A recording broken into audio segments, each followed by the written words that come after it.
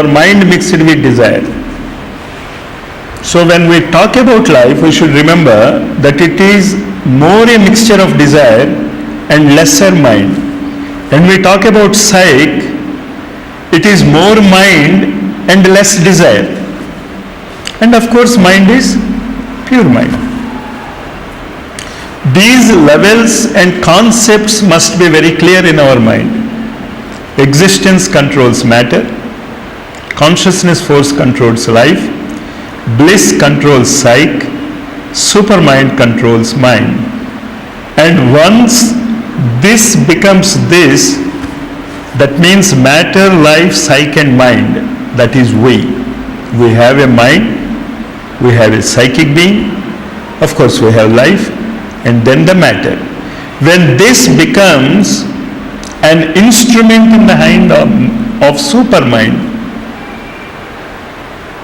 then the real synthesis of yoga occurs. So the real synthesis is matter must first be controlled by desire mind. That happens to us now. The physical body, actually we are not worried about the physical body. Are you aware of your physical body? Except when there is some trouble with it. If not, we are always worried about the desires. If the desire is fulfilled, you are happy. If the desire is not fulfilled, you are unhappy. And for a desire to be fulfilled, you can go to any length of torture. So the physical body is only an instrument of the desire mind. That is life. That is the present stage of our awareness, where we are centered. Whatever it is, even though we may be talking about supermind, actually we are centered in the desire to understand supermind. And from supermind, when you come down to the mind, psyche and life, at present our physical bodies are controlled by life. Sri Aurobindo calls it as the vital body. Vitality and life are almost synonymous. And now, this desire mind must be controlled by the psyche, and it must be controlled by the mind. Now I would like to give the traditional names, the Sanskrit names for us, and Sri Aurobindo also says it is better to use the Sanskrit words if you understand it. That these words do not clearly represent our ideas of the Sanskrit words. So matter becomes the Sthula Sharira, the Annamaya Kosha. Life becomes the Pranamaya Kosha. The psyche is the consciousness of being alive, what is known as the Vyaktitva, the personality. So psyche is your personality. And technically your personality is made up of three different aspects: the physical body, the emotions and the thoughts. So psyche is a center for these three units: for matter and the physical body, for our actions, for our emotions and for our thoughts. And this mind is with a capital M. You remember that. This mind is not the thought process itself, but it is the source of the thoughts, chitta. Yogaha chitta vritti nirodha.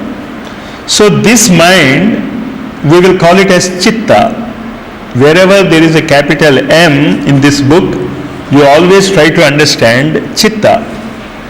And you should understand the difference between thoughts and chitta. Thoughts are just what you think, they may be fleeting. But chitta vrittis are not fleeting. An engineer thinks like an engineer. So his chitta vritti is to think like an engineer. A doctor thinks like a doctor. So his chitta vritti is to think like a doctor. Now what Sri Aurobindo wants us to think like a yogi. Our chitta vritti must become the chitta vritti of a yogi. You understand the difference between thought and chitta vritti? Thought is manas. Chitta vritti is an attitude of the mind. It is always things like that. For example, in human beings we have the male and female. The male has a chitta vritti of a male. A female has a chitta vritti of a female. So wherever they are, the vritti is always the standard one. Could I make the difference between thought and vritti clear? So thought is manas, psyche is mind, small m, and capital M is chitta. So if you use the Vedantic language or the yogic language, matter becomes the Annamaya Kosha, life becomes the Pranamaya Kosha, psyche becomes the lower mind, and Yam, the capital mind, becomes the higher mind, Manas and Chitta. Am I clear about these aspects? So this is Annamaya, Pranamaya, lower mind and higher mind. That means Manas and Chitta. And this super mind, you can call it as Ahankara. You can, but actually it is not Ahankara. Because when the ego sense is gone, then only the super mind comes in. And Ahankara is ego sense. So you can say that between super mind and Chitta lies the Ahankara.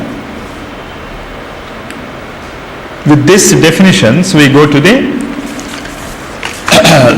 of the conditions for synthesis.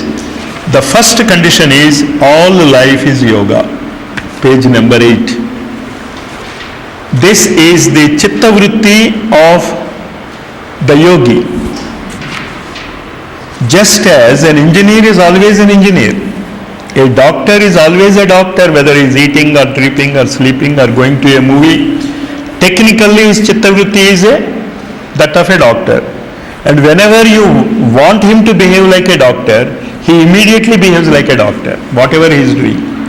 Similarly, in the first chapter of the basics, Sri Aurobindo says, you should have a mindset. When I say a mindset, I mean the capital M, Chitta Vritti. Must be all life is yoga. This you remember.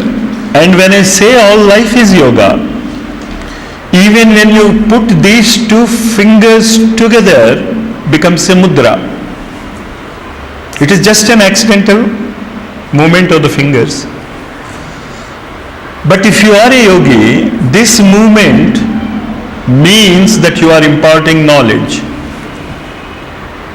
And mind you, we Indians believe in it. This Chinmudra, Mauna Vyakhya, Prakatita Parabrahma Tattvam.